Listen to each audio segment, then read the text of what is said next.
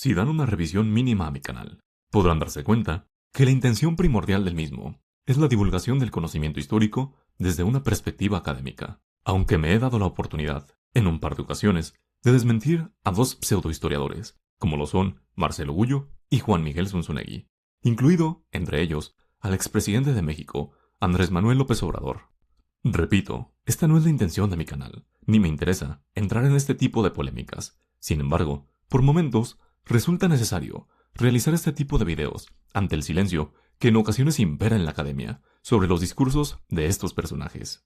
Sin más, analicemos las mentiras del pseudohistoriador mexicano Juan Miguel Zunzunegui, en una entrevista que le fue realizada por el canal The Wild Project, centrándome en el apartado titulado "Lo que te contaron sobre los aztecas es mentira".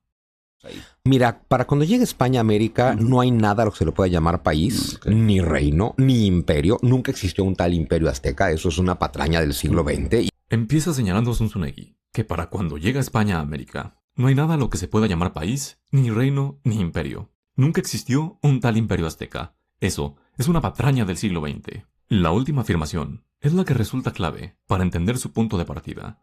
Nunca existió un tal imperio azteca. Esto es una patraña del siglo XX. Pero vayamos a las fuentes. Dentro de la historia de la nación chichimeca, de Fernando de Alba Ixtlilxóchitl, a la muerte de Ixcoatl, en el año 1440, Huitlatoani de los mexicas, puntualiza el cronista lo siguiente, en el capítulo 40 de su obra. De la muerte del rey Ixcoatzin de México, y como en su lugar entró Motecuzumatzin y Lehuicamina, primero de este nombre, y de algunas guerras que hicieron las tres cabezas del imperio contra las provincias remotas.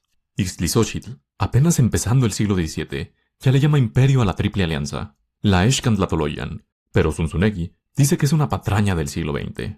El término imperio mexica ha recibido diversas denominaciones y ha sido objeto de numerosos estudios desde la llegada de los castellanos al territorio mesoamericano hasta nuestros días. Sin embargo, la mayoría de los estudiosos del tema, entre los que destacaría a Pedro Carrasco, Ross Hassig y otros más, que dejo como bibliografía en la descripción del video, han puntualizado el carácter imperial de la sociedad mexica. Puntualiza el propio Pedro Carrasco.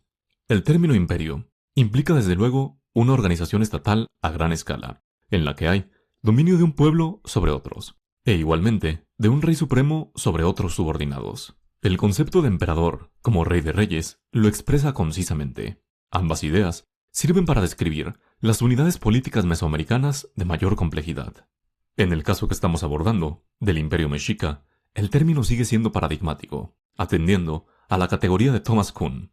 Es decir, hasta el día de hoy nos permite entender un fenómeno particular, y no se ha desarrollado una nueva categoría que reemplace la de imperio. No han pasado ni 10 segundos, y Zunzunegui ya se aventó su primera mentira. El Imperio Mexica, como puntualiza Ross Hassig, fue un imperio de expansionismo hegemónico, es decir, no fortificó las fronteras, ni mandó allí muchos hombres. Antes bien, más allá de su zona nuclear de dominio directo, había dos zonas de dominio diplomático, postura con la que concuerda Isabel Bueno Bravo. Para la historiadora, el Imperio Mexica, en su expansión, incorporaba ciudades dentro de su sistema político, pero la forma en que lo hacía no era mediante la dominación territorial, sino a través de una sojuzgación de tipo indirecto. Incluso, desde la propia lengua náhuatl, Alonso de Molina traduce la palabra Tlatocayotl al español como señorío, reino, corona real o patrimonio. Es decir, el Imperio Mexica es un Tlatocayotl. Después, asegura lo siguiente. Igual que el concepto la Gran Tenochtitlan, eso es otra patraña inventada en el siglo XX. Nadie le llamó nunca así a la ciudad, que de hecho no se llamaba Tenochtitlan. Entonces son inventos del siglo XX, ¿no? Igual que el concepto la Gran Tenochtitlan, eso es otra patraña inventada en el siglo XX. Nadie le llamó nunca así a la ciudad, que de hecho no se llamaba Tenochtitlan. Esos son inventos del siglo XX. Ahora, lo de que la ciudad no se llamase Tenochtitlan, no sé qué pretende señalar con lo anterior. Si bien varía de fuente en fuente, los nombres comunes con los que se define a la ciudad desde el siglo XVI es México Tenochtitlan, tanto unidos como por separado, o inversamente. En el propio Códice Mendoza aparece bajo el águila y el nopal la palabra Tenochtitlan. Cortés, en sus cartas de relación, hace alusión a la ciudad bajo ese mismo nombre.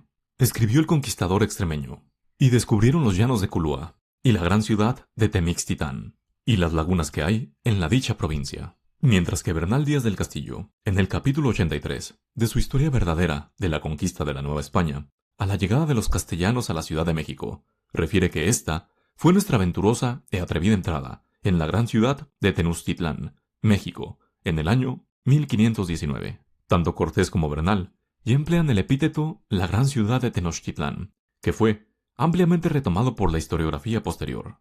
Para ejemplo, Fernando Alvarado Tezosomoc, con su crónica Mexicayotl. El cronista nahuatlato escribió lo siguiente: Hueyaltepetl, Ciudad México Tenochtitlán. No sé si sea mera ignorancia o esté combinada con el ánimo de mentir, pero en menos de 20 segundos profirió dos enormes mentiras. Hasta aquí con este fragmento. Haré unos cuantos más, señalando los errores de este pseudohistoriador. Pero me resulta complejo, porque en un video de casi 3 horas dijo un innúmero de sandeces, que sería titánico señalar y corregir. Un saludo.